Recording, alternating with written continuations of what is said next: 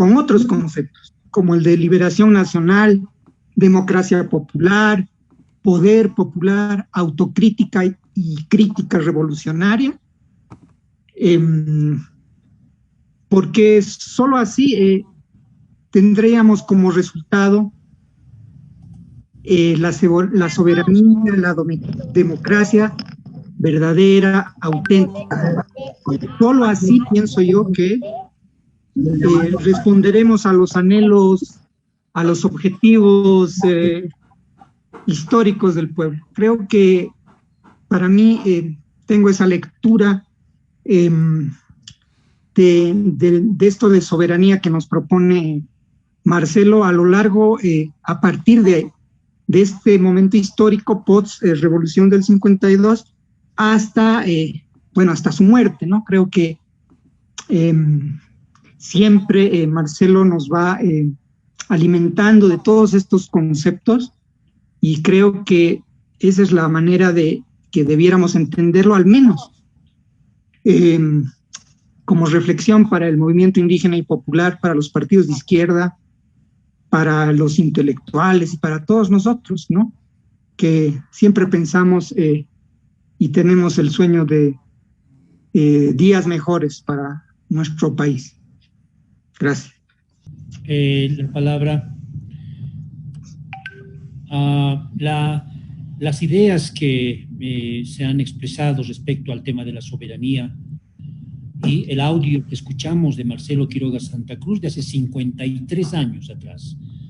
Hace 50 años atrás, Marcelo reflexionaba sobre este tema y a mí se me ocurre pensar que son como puñales que a todo el campo popular, a todo el pueblo boliviano le llega en la conciencia y en la mente el tema de la soberanía.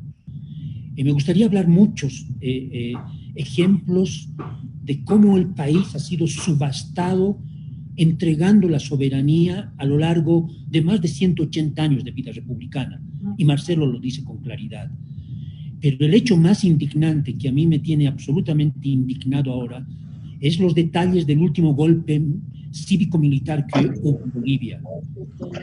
Cómo estas embajadas alrededor de la Unión Europea, alrededor de Bolsonaro y su gente acá, han operado en el último golpe militar. ¿Cómo es posible que en el gobierno de Goni hayan entregado a las transnacionales nuestros recursos hidrocarburíferos? O sea, no había soberanía. Todas las leyes de la capitalización se han tratado en Estados Unidos. Nuestras constituciones políticas del Estado no las hacíamos nosotros. No era el pueblo convocado el que redactaba, el que discutía, el que podía plantearse sus puntos. No, nos hacían buffets en el exterior, como las leyes de la capitalización, como la entrega de los recursos naturales y finalmente en el acto operativo del último golpe cívico-militar.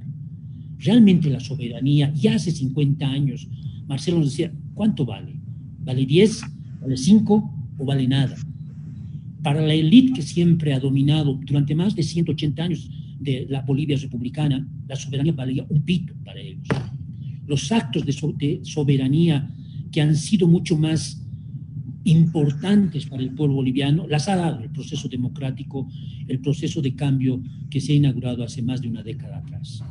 La expulsión del embajador norteamericano, la expulsión de la DEA, el acto de la nacionalización de los hidrocarburos del 2006, ha sido un acto de alta soberanía. Y creo que este es uno de los temas importantes para quienes simpatizamos con las ideas de Marcelo, es profundizar en esa reflexión. Ese discurso de hace 50 años a mí me parece como que son dagas que se clavan en la conciencia del pueblo boliviano. Muchas gracias.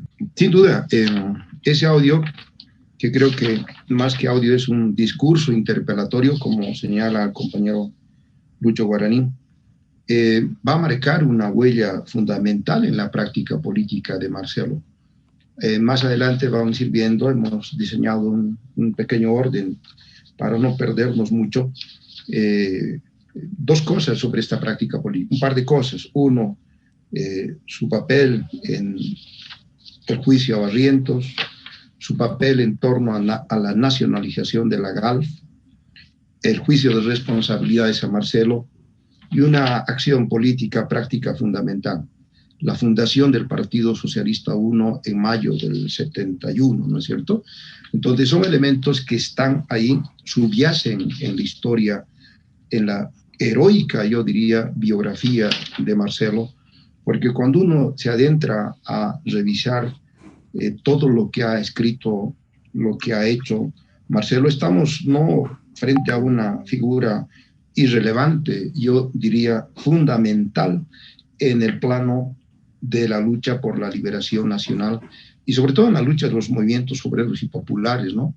Y eso la memoria histórica del pueblo lo sabe, lo percibe, y lo que en el plano de la historia práctica objetiva, lo que hace falta, y en eso un poco, sin duda, muchos compañeros, este mismo medio, pues nos ayuda a entender y comprender y discutir lo que Marcelo decía, planteaba y lo que hacía en el plano práctico.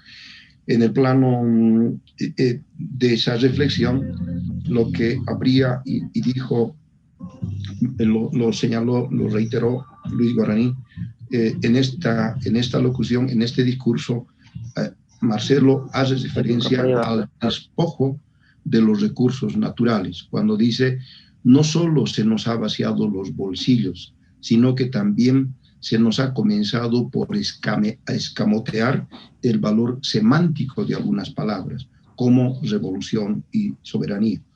En relación a este despojo del que el pueblo boliviano, el Estado boliviano ha sufrido en su larga historia y en su historia reciente, diríamos, podríamos descartar, para no ser muy larga esta apreciación, yo diría una cosa última que creo que el pueblo boliviano, el Estado boliviano ha vivido, y es la etapa negra, oscura del neoliberalismo a partir del año 85, ¿no? Y que felizmente, y creo que el pueblo sabe, estamos tratando, o se está tratando en todo caso, de consolidar este proceso de cambio que tiene que ser profundo. Una valoración de esa negra etapa, de la etapa neoliberal, pues felizmente igual, yo creo que gracias al trabajo de la anterior legislatura, el 2014 se formó en el Parlamento una comisión del análisis de la privatización y la capitalización de las empresas públicas. Esta comisión en el Parlamento estableció todo un estudio sobre la enajenación, lo que decía Marcelo, es decir, la total rifa de las riquezas, tanto económicas, naturales inclusive, que el país, el Estado, el pueblo boliviano tuvo como reservorio de su riqueza. Es decir, han destrozado el aparato productivo nacional. Y como ustedes saben, pues muchos de esos actores, que creo que hasta da vergüenza mencionarlos, todavía están en el escenario nacional. Y quizás sí habría que mencionarlos, ¿no? Tuto Quiroga, este otro, ¿cómo se llama? El de las hamburguesas, Doria Medina, y también lo que habría que mencionar es mucha gente de izquierda que se logró enrumbar a ese proceso enajenador de las riquezas naturales, del patrimonio nacional. Entonces, es una etapa que sin duda Marcelo lo ve, ya lo plantea, imagínense el año 68, han rifado el país sin ningún desparpajo. Esta comisión a que les hago mención ya estableció un monto del daño económico que es estratosférico en términos de la riqueza nacional nuestra. Somos un país pequeño. El costo que estableció, el monto de esa rifa de la riqueza nacional, alcanzó, dijo la comisión, a más de 20.000 millones de dólares. Y ese informe se hizo en los primeros meses del 2019. Y bueno, no coincidentemente, pues sin duda se empezó a gestar el golpe de Estado, ¿no es cierto?, el informe de esa comisión felizmente en el Parlamento. Esperemos que lo vuelvan a retomar, y esa comisión estableció de que ese informe pase a la Fiscalía para su investigación y sanción a los culpables del daño económico que causaron al país. Han rifado empresas gubernamentales, del Ejecutivo, empresas de los ministerios, empresas de las prefecturas que en ese momento existían, empresas de los municipios. Es decir, han destrozado el aparato productivo nacional. Ahí cobra sentido la frase con la que Marcelo hace su discurso en ese programa de radio ahí en 1968. Pero bueno, entonces eso da pie, decíamos, a una práctica política que Marcelo va a ser consecuente y sobre todo insobornable en esa su lucha por la defensa de los recursos naturales. Y por eso Marcelo llama a este proceso de búsqueda de preservar los recursos naturales un proceso de liberación nacional. Hasta el año 70, Marcelo ya define el carácter de su posición política ideológica. Él concluye de que para iniciar un verdadero proceso de liberación nacional, tiene que haber precisamente un proceso de liberación nacional que nos conduzca a la construcción de una sociedad diferente, de un Estado diferente, un país socialista. Y en eso creo que Marcelo fue consecuente.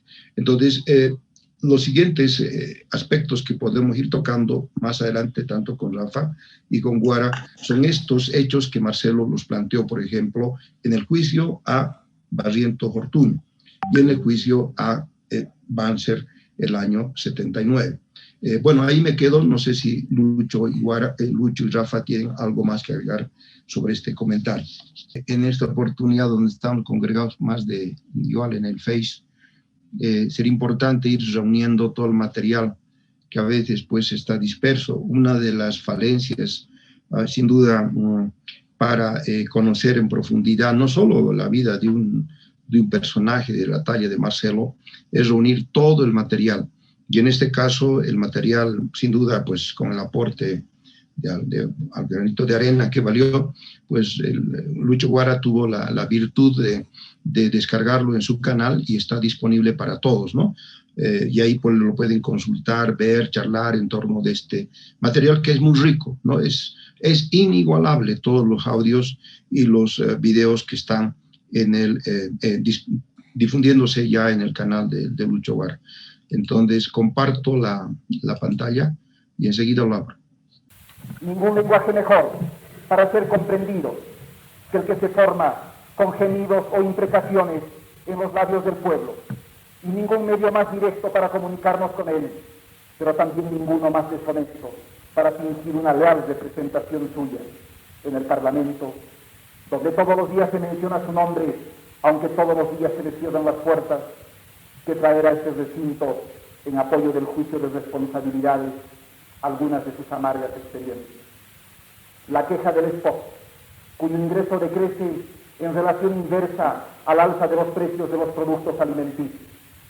La sofocada protesta del obrero, despedido sin causa legal alguna e impotente para hacer de su indignación y la de los suyos una fuerza orgánica de lucha por la dignidad humana.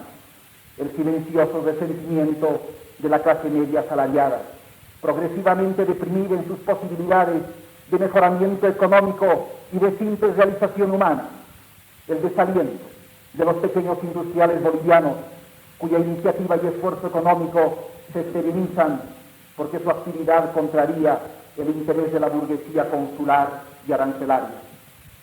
El grito de protesta del universitariado, cuando su desesperada sed de cambio y justicia es insatisfecha y cuando a ella se responde con la represión en nombre de un orden que limita su perspectiva vital al chato y abyecto universo de los que renuncian a su condición humana para incorporarse a la gleba internacional. Nada más rotundamente ilustrativo de nuestro cerrado y amargo horizonte nacional que traer aquí, a este recinto, la imagen de un universitario en actitud de arrojar una piedra, no contra un policía, sino contra un mundo en el que no tiene cabida su infinita y maravillosa resolución de alcanzar la justicia. Nada más eficaz para destruir la comedia democrática con que embotamos nuestra sensibilidad social que traer aquí el luto de los que sobreviven a los masacrados en el amanecer de San Juan y arrojarlo sobre las hipócritas minutas de comunicación y de condolencia con las que se satisfacen las morales laxas y las conciencias adormecidas por la satisfacción material. Pero nada de esto es causa de la frustración nacional, sino proceso. Y es la causa de su insoportable carga de injusticia y de envilecimiento la que debemos aislar del opresivo contexto político para exhibirla en su íntima y brutal naturaleza. Es por ello que hemos debido limitar las motivaciones de este juicio a las ya anunciadas. Antes de concluir,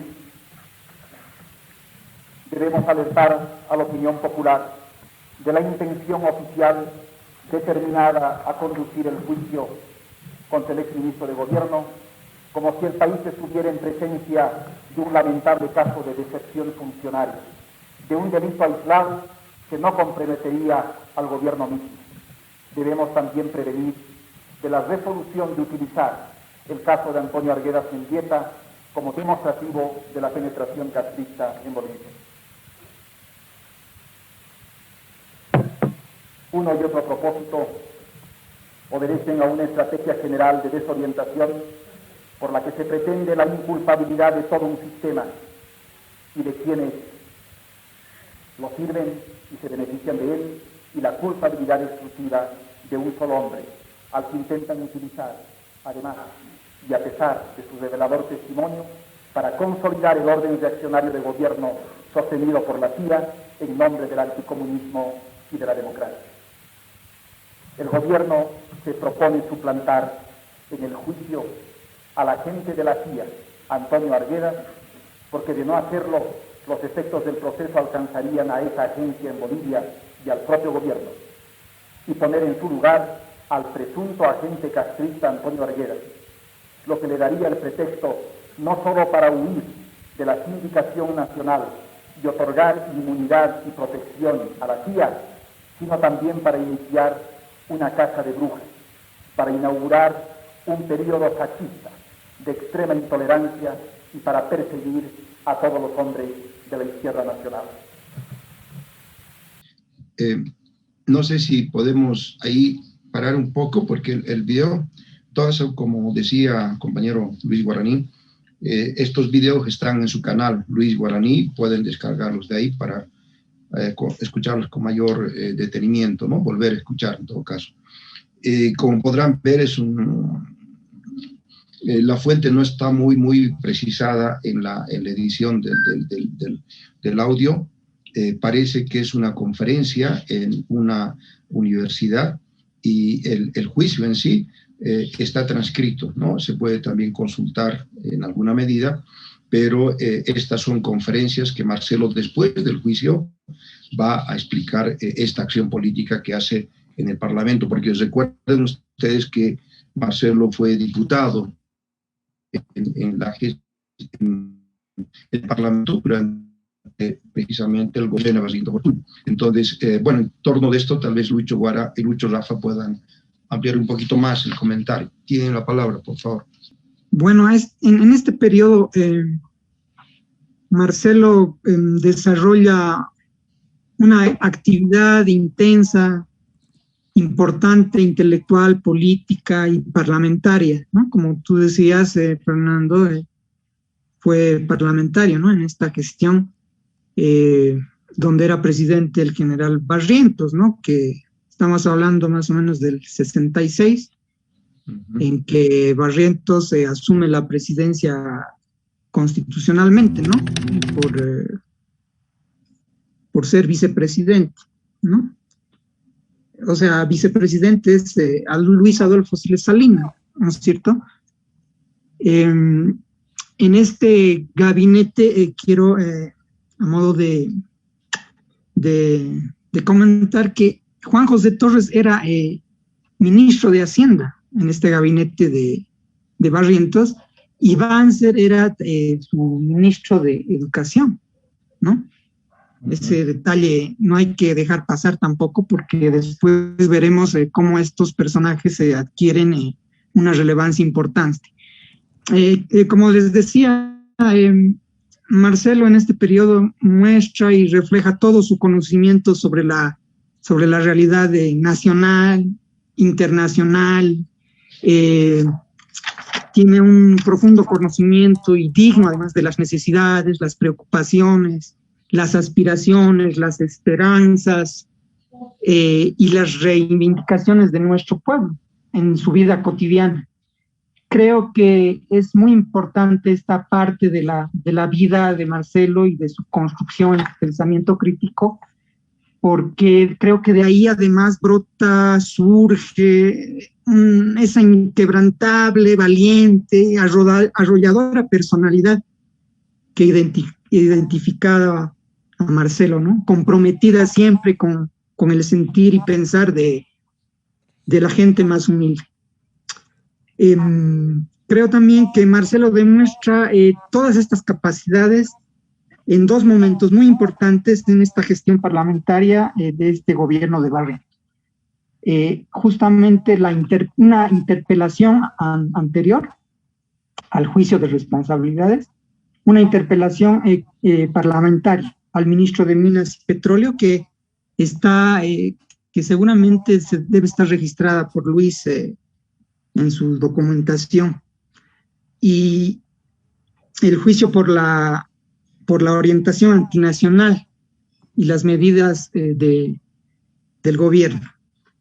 Y la segunda es justamente lo que estamos tratando, el juicio a Barrientos. Bueno, este juicio muestra ya a Marcelo una exquisita oratoria en la comprensión política, una comprensión política, la objetividad en el análisis, la precisión extraordinaria, semántica, etcétera, ya son características que muestran la talla de líder que sería Marcelo, ¿no? También quiero resaltar que a esta actividad política y parlamentaria tan intensa, se sumarían dos compañeros que acompañaron a Marcelo. Estamos hablando del compañero Walter Vázquez Michel y del compañero Héctor Borda Leán. Creo que Marcelo no estaba solo, tuvo esta compañía de estos dos grandes militantes históricos del partido, quienes fueron además sus amigos y camaradas, en que Marcelo depositó toda su confianza, toda su amistad, y quienes además, bueno, en el tiempo ya fueron también los fundadores junto a Marcelo del Partido Socialista y luego del Partido Socialista 1. Eso sería, ¿no? Muchas gracias. Quizás un par de precisiones en torno a las consecuencias de este juicio que fue único en la historia política. En realidad el primero en realidad, el segundo lo hizo Marcelo, recuerdan ustedes, el año 79. Pero lo que hay que recordar es que las consecuencias de ese juicio en lo personal para Marcelo significó que le costó la expulsión del Parlamento, fue objeto de un juicio en la vía ordinaria, lo secuestraron, fue residenciado en el Alto Madidi y después encarcelado en el penal de San Pedro. Vean esa consecuencia y esa lealtad con lo que decía y con lo que hacía Marcelo. Y ahí hay que relevar, sin duda alguna, en justicia con la historia y el papel de muchos de los protagonistas que estuvieron al lado de Marcelo, y sin duda relevar al compañero Walter Vázquez Michel, a quien pues sin duda todos nosotros lo recordamos con mucho aprecio, y que, bueno, aprovechando el permiso a Rafael, pues Rafael es hijo de Walter Vázquez, y ahí tenemos a Walter Vázquez en una persona que tiene igual toda la autoridad moral y ética para hablar de Marcelo. Y hay un pie de página que yo reclamaría, no solo pedir la fuerza a los compañeros que están acá en la audiencia, sino creo la necesidad de un homenaje en vida a personajes que han estado y luchado junto a Marcelo, y uno de ellos es, sin duda alguna, Walter Vázquez Michel. Este gobierno, el gobierno del compañero Lucho Arce, debería, en realidad, nosotros plantearles un homenaje en vida al compañero Walter Vázquez Michel, también por su lucha y su acompañamiento a este gran personaje como fue el compañero Marcelo Quiroga Santa Cruz. Bueno, quizás, si les parece, nos podemos quedar y pasar al otro tema. Pese a los esfuerzos de Estados Unidos por mantener bajo su control a la clase política y militar boliviana, en la década del 60, las ideas nacionalistas mantuvieron una enorme influencia dentro del país. En ese marco y durante el gobierno de Alfredo Obando, se va a producir la segunda nacionalización de los hidrocarburos, ante la indignación generalizada por el impune manejo del petróleo boliviano protagonizado por la Gulf estadounidense. El autor intelectual de esta nacionalización fue Marcelo Quiroga Santa Cruz, ministro de Minas y Petróleo del general Obando.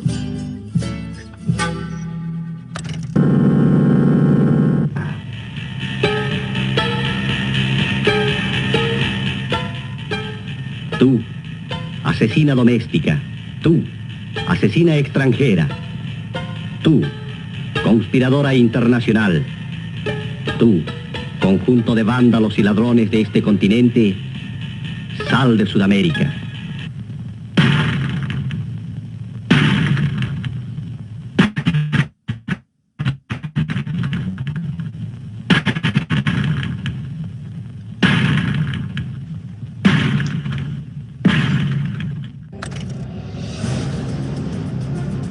Estados Unidos y la Gulf responden. En diciembre de 1969, la CIA lanza una operación para desestabilizar al gobierno de Obando. Un alto funcionario llega a La Paz con un plan que incluye el fomento de la tensión social, un bloqueo económico y el lanzamiento al mercado mundial de las reservas estadounidenses de estaño para provocar una crisis en Bolivia de imprevisibles consecuencias. Obando acusa el golpe. 5 meses después derechiza su gestión y Quiroga Santa Cruz debe renunciar al gabinete. Pero la batalla no terminará allí. El 7 de octubre de ese mismo año, Juan José Torres reemplazará a Obando y el nacionalismo popular volverá a resurgir. Si podemos un poquito plantear un par de apreciaciones sobre este tema. Bueno, la nacionalización de la Gulf es sin duda el hecho político, histórico y cultural más importante, ¿no?, en este periodo.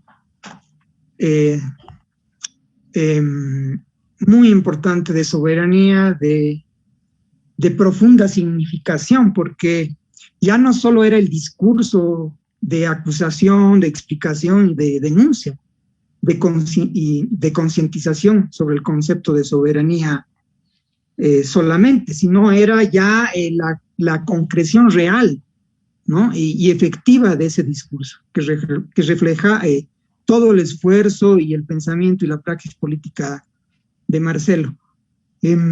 Bueno, hay algunas anécdotas, algunos datos que se dan en torno a antes, ¿no?, de la nacionalización de la Gulf. Por ejemplo, que Marcelo estaba informado que se realizaría el golpe, le fue informado por el propio presidente Obando, ¿no?, quien le invitó a que participara como ministro de Minas y Petróleo. Marcelo acepta este cargo solo con la condición que se realice la nacionalización de la Gulf, y ese era el objetivo finalmente central de su participación en este gobierno, ¿no? La primera medida fue justamente la abrogación, la derogación del Código del Petróleo. Marcelo se empieza a preocupar porque Obando, después de 15 días de gobierno, no daba a conocer el decreto ya firmado de la nacionalización. Todo estaba ya preparado por Marcelo, solo faltaba que se lea el decreto y se haga efectivo. Marcelo el 15 de octubre, a ver si, en conferencia de prensa, comunica al país que si el gobierno no decretaba la nacionalización de la GALF en las próximas 48 horas, Marcelo se vería obligado a renunciar al ministerio. Bueno, esta fue una presión muy importante porque después ya el 16 de octubre el presidente ordena al comandante del ejército, que era Juan José Torres, movilizar a sus unidades militares a la zona petrolera. Marcelo firma entonces el decreto de nacionalización ya efectivo el 17 de octubre de 1969. Quiero comentarles también que Walter Vázquez Michel, el compañero Walter Vázquez Michel, fue el asesor económico de Marcelo en el Ministerio de Minas y Petróleo. También nuestro compañero y poeta Héctor Bordaleaño se hizo cargo del Departamento de Publicaciones, sí, del Departamento de Publicaciones. Bueno, esos elementos que a veces se pasan, pero que son realmente importantes porque representan la vida misma después de nuestro partido por justamente estas personas que se dedicaron a construir soberanía, dignidad y recuperar, ¿no?, el sentido común de un país soberano y digno. A ver, creo que esos son algunos elementos que quería comentarles para dibujarles un poco este acontecimiento tan importante antes de la nacionalización. Y bueno, hay muchos otros elementos, creo, pero bueno, el tiempo también es un enemigo en estos casos, ¿no? Eso quería apuntar. Gracias. Bueno, solamente una preocupación en el plano de la investigación. Siempre es importante adentrarnos y reflexionar sobre el tema. Hay que leer bastante sobre el tema de la nacionalización de la GALF, por qué fue el detonante esta nacionalización. Eso es muy importante. Pero el detalle que más me llama la atención es que el gobierno de Obando 2 años antes había asesinado al Che Guevara, el gobierno de Obando. Y es ese mismo gobierno de Obando, 2 años después, que nacionaliza con Marcelo Quiroga Santa Cruz en el gabinete la GALF. Dos detalles que no hay que perder de vista en el análisis sobre este momento histórico. Y también esa foto histórica donde Marcelo está firmando el decreto, se ve a Luis Arce Gómez, ahí en una jerarquía menor militar, se ve a Luis Arce Gómez que lo mira fijamente a Marcelo. Perdón, era el edecán del presidente, Luis. Excelente, el edecán del presidente era Luis Arce Gómez. Sí. Posteriormente es parte del asesinato de Marcelo Quiroga Santa Cruz. Nada más. Si me permiten señalar igual de manera puntual un par de cosas. Uno, y ya lo dijo, reiterar tal vez Rafa, con esta acción Marcelo va a marcar su etapa más ascendente de su carrera política, por lo menos hasta ese momento, ¿no? Primera cosa. Segundo, en esa acción se puede ver la afirmación, la reafirmación también de del carácter que va teniendo la afirmación de las nacionalizaciones, del carácter de liberación nacional. Entonces, como podrán ver, el tema de la soberanía en su práctica política de Marcelo es una constante. Igual, un poco en función de las fuentes ya históricas, estamos hablando de procesos pues ya hacen más de 50 años. Volver a reiterar que aquí hay protagonistas que merecen un reconocimiento en vida. Yo reitero, exijo que a Walter Vázquez Michel se le haga un homenaje en vida, Primero porque fue un protagonista, al igual que junto a Marcelo, ya lo señaló Rafael, junto a Marcelo, pero además de eso, Walter Vázquez Michel va a entregar su legado a la historia política de nuestro país con su libro que publicó hace un par de años atrás, que es Memorias. Y hay datos reveladores que también ya algunos los señaló Rafael, de su práctica política que tuvo Walter Vázquez Michel junto a Marcelo Quiroga Santa Cruz. Bien, no sé si podemos quedarnos hasta aquí con este tema. A ver, la nacionalización de Mina Matilde fue también una continuación de este ejercicio de soberanía efectivo después de la salida, a pesar de la salida que Marcelo, porque Marcelo ya no estaba como ministro la nacionalización de Mina Matilde se da en el gobierno de Juan José Torres. Y en el cual ya no participó Marcelo, ¿no es cierto? Y lo que pasa es que dos hechos alejaban a Marcelo del gobierno de Obando, porque Marcelo renuncia al ministerio en el gobierno de Obando, ¿no?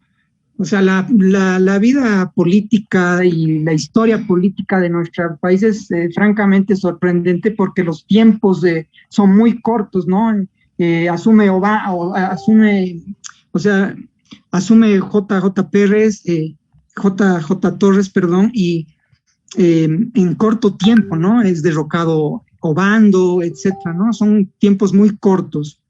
Bueno, Marcelo deja el ministerio en el gobierno de Obando por dos razones que lo mencionó también Luis, si no me equivoco. Uno de ellos fue el allanamiento a la Universidad Mayor de San Andrés por las protestas que llevaban a cabo, por la matanza, el asesinato de los compañeros guerrilleros de la guerrilla de Teoponte, ¿no es cierto?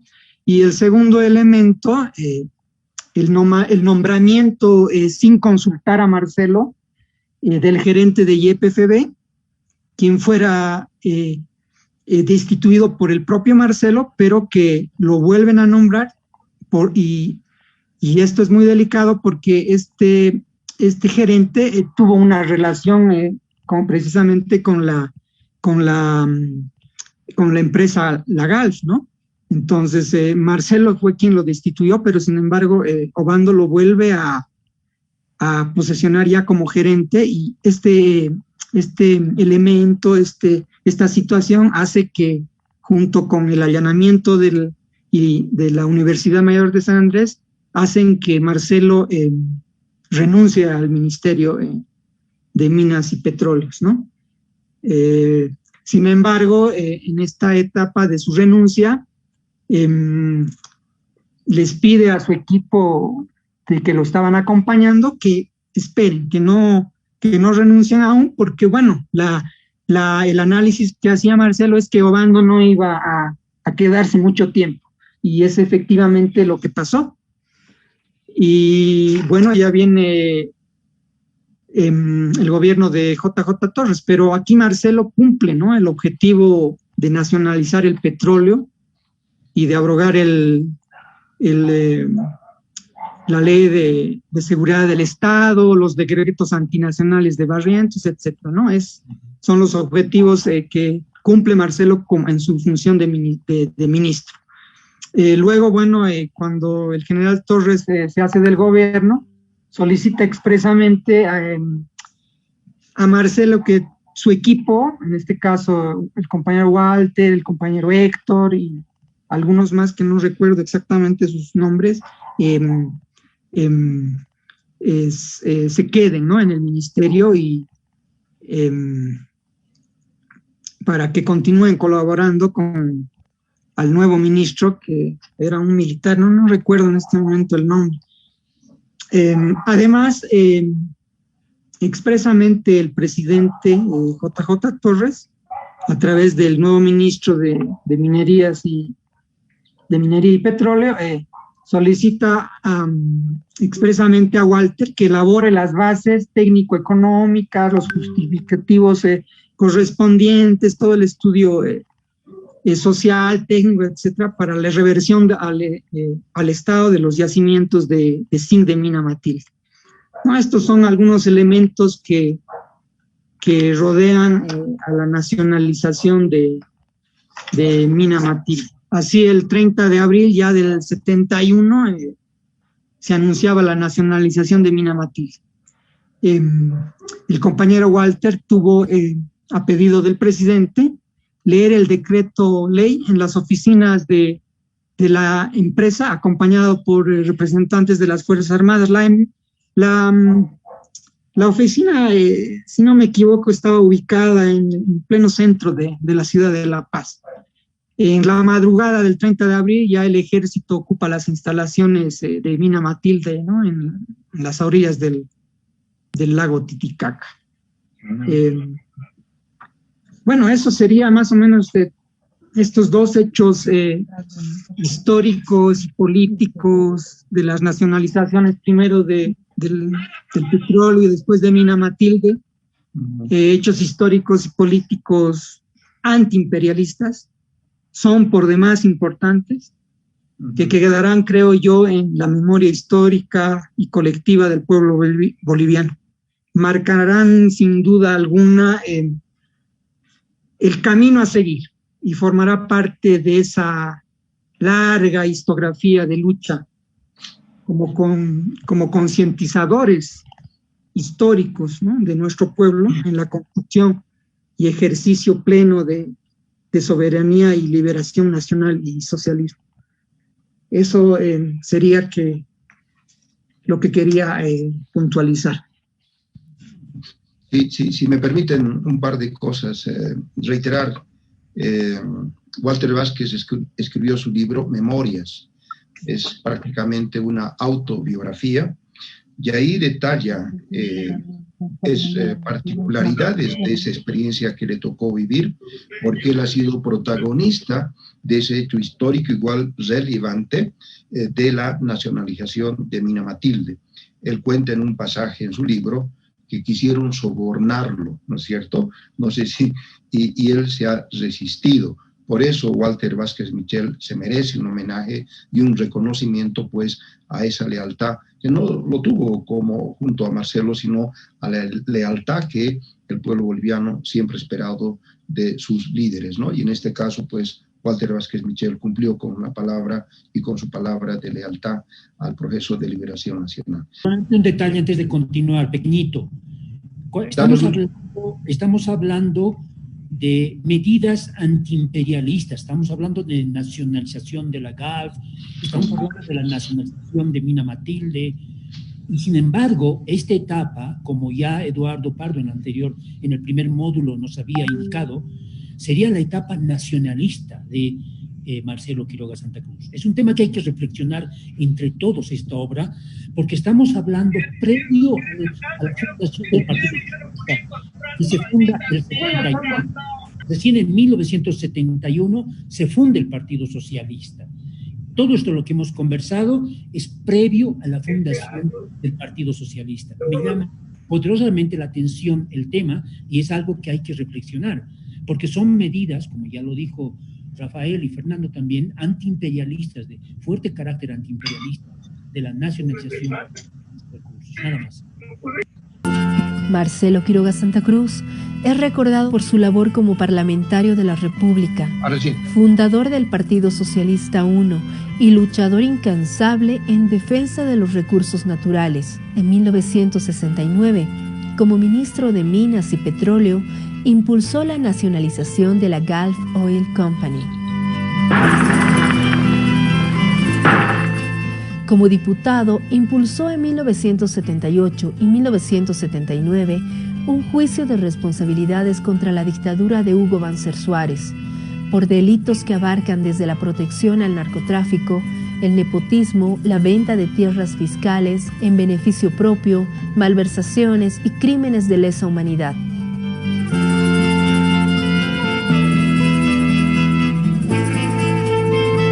El 17 de julio de 1980 se produjo el sangriento golpe de Estado protagonizado por Luis García Meza Tejada y Luis Arce Gómez, Durante el asalto a la Central Obrera Boliviana, Marcelo Quiroga Santa Cruz cae gravemente herido por una ráfaga de metralla.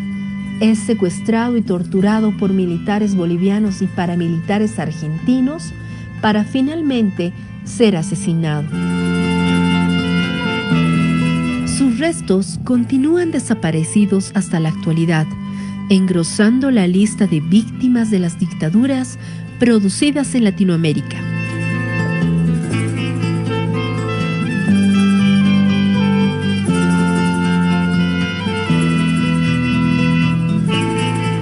Marcelo Quiroga Santa Cruz es el símbolo de la consecuencia y la responsabilidad política con el país. Es un hombre que le entregó su vida a la democracia boliviana. Se cobrarán esto que estamos haciendo. Estamos dispuestos a pagar ese precio. Siempre estuvimos dispuestos. Jamás vamos a rehuir el peligro, porque mucho más temible que ese enemigo que está buscando la manera de anularnos aún físicamente es una conciencia culpable. Y no podríamos soportarnos a nosotros mismos si no cumpliéramos nuestro deber. Afírmalo, país, en tu memoria. Ahora que se ha dormido en tu semilla. Para mí, el trabajo de Marcelo Quiroga, la reflexión respecto al tema de la soberanía, está muy claro en todos los materiales que los compañeros, tanto Fernando como el Rafa, lo han expuesto. Es parte ya importante de nosotros reflexionar sobre estos hechos que van a estar colgados en la página partidaria, tanto los materiales audiovisuales como la obra de Marcelo Quiroga Santa Cruz.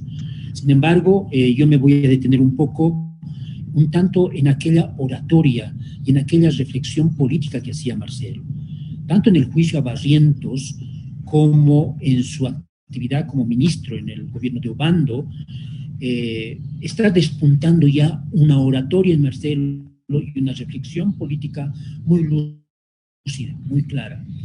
Y tiene como un remate final de este pequeño espacio del trabajo político de Marcelo en la fundación del partido, el 1 de mayo de 1971. En ese discurso que de fundarse el Partido Socialista en el Cine Roxy, en la calle Comercio, pero fuerzas de derecha, y algo que me llamó muchísimo la atención, y ahora que yo voy viendo los materiales, muchos intelectuales del campo popular, de todos los partidos de izquierda, hablan en difícil con el pueblo, ¿no? Hablan en difícil con palabras muy rebuscadas y todo ello. Marcelo tenía ese don de hablar con la gente con palabras muy fáciles y entraba fácilmente en frecuencia con todos los que le escuchaban, y eso sucedió, por ejemplo, en el discurso de posesión, o mejor dicho, de fundación del Partido Socialista de 1971 en la Plaza Pérez Velasco. Finalmente remata esta lucidez política y una oratoria excelente en el juicio de responsabilidades contra Banzer, ¿no? Que fue tiempo después. Pero para mí es importante reflexionar cómo logra Marcelo emplear las palabras precisas, exactas, claras, que logra en las personas que lo escuchan una rápida aceptación a ese discurso. Por ello Marcelo comenzó a tener una fortaleza muy grande en todos los sectores políticos, populares, clases medias, que comenzaron a acercarse, y creo que si no lo asesinaban a Marcelo, era uno de los líderes más importantes que hubiera tenido la izquierda en estos momentos. Nada más, Fernando. Bueno, yo quería hacer algunas puntualizaciones a un punto de vista. Bueno, la producción intelectual, la actividad política de Marcelo antes también del juicio de responsabilidades son fundamentales, ¿no? Porque tienen un valor histórico trascendental para el pueblo boliviano y para el movimiento indígena y popular, ¿no? Es el legado que deja Marcelo también. porque refleja y representa todo el pensamiento, la praxis crítica, política, revolucionaria y socialista de Marcelo. Refleja también todo su compromiso político, ideológico, cultural, todos sus valores y principios, toda su ética, su honestidad, que se ven reflejadas en esas páginas, en esas palabras durante el juicio. Está en realidad todo su legado, creo yo, todos sus sueños en la construcción de una patria posible, una patria socialista, de una Bolivia digna, soberana y con justicia social. Creo también que Marcelo, en todo su pensamiento y praxis política, rescata, creo yo, y dignifica el concepto de patria, que desarrolla y construye a lo largo de todo su pensamiento y praxis política, y que además la proyecta, la transmite con verdadera ética, y honestidad, humanidad y amor también, ¿no? Que creo yo que nace de ese caminar junto al pueblo hacia la construcción de esa patria socialista que soñó para los bolivianos. Creo absolutamente que Marcelo creía en sus sueños. Gracias. Okay. Bien, quizá para terminar esta sesión de recordación del discurso y la práctica política de Marcelo, podamos sin duda relevar todos esos aspectos en la vida de Marcelo, que creo que a pesar de que se ha escrito una monumental biografía de un sociólogo Rodas, no recuerdo su nombre, hay una biografía que circula. Por otro lado, también ya reunidos en 2 volúmenes toda la obra política de Marcelo. Eso nos ayuda a adentrarnos en el discurso y comprender el sentido que Marcelo empezó a darle a la política y a la práctica política de la liberación nacional, la defensa del país, el sentido que dice Rafael, todo eso. Entonces, de pronto estamos frente ya no solamente a un personaje, sino a un personaje que puede guiar y orientar básicamente un proceso en la certeza de construir un país diferente. Ya lo dijo el compañero Lucho Arce en algunos de sus discursos, somos soñadores, ¿no es cierto? Soñamos por un país justo, digno, soberano, y creo que vamos por esa senda. Bien, no sé si podemos concluir acá y rematar tal vez que esta práctica política le llevó a Marcelo a construir, plantear la organización política que infelizmente fue en algunos casos pues traicionada. Yo creo que no es el momento de decirlo, pero fue quedando trunca. Pero creo que en esta nueva coyuntura, en función de que el pensamiento de Marcelo está vigente, se pueda retomar la perspectiva de organizar algo pendiente que dejó Marcelo, y es organizar una organización, continuar más bien en la organización de esta no nueva alternativa, sino una organización con identidad propia, ¿no? Con definición ideológica, con principios y con una proyección cierta, pues de apoyar todo proceso de cambio que sea en beneficio del país y del pueblo. No más que agradecer y estar orgullosos también de nuestros compañeros históricos, de nuestro compañero Montesinos, de nuestro compañero Héctor Borda, del compañero Walter y sin duda alguna del compañero Eduardo Pardo, por su compromiso, su lealtad absoluta, a Eduardo Pardo por haber mantenido la sigla y el pensamiento de Marcelo sin ninguna intervención de esos corifeos del neoliberalismo que fueron también los traidores. Y no olvidemos que el 90% de la dirección nacional del Partido Socialista 1 se vendió, ¿no es cierto?, al neoliberalismo. Traidores absolutos, no solamente de Marcelo, sino del movimiento indígena y popular. Así que un homenaje y un reconocimiento, creo, de todos nosotros a estos compañeros. Muchas gracias. Si queremos expresar como aspirantes a militantes cómo queremos que sean nuestros futuros militantes, nuestros hombres, creo que debemos decir sin vacilación de ninguna índole, queremos que sean como Marcelo, que expresen las ideas con esa claridad, con esa ética, con esa formación. Mi agradecimiento a todos y también esperar que no solamente puedan visitar la web de la página partidaria, donde van a estar todos los materiales audiovisuales, como el pensamiento de Marcelo, y que podamos continuar con esta serie de talleres que van a ser muy necesarios para el futuro, que no se ve tan promisorio. Muchas gracias. Muy bien, compañeros, les agradecemos su asistencia, pues invitarlos a la siguiente sesión del próximo módulo, y hasta la victoria siempre. Marcelo vive, la lucha sigue. Hasta pronto. Gracias.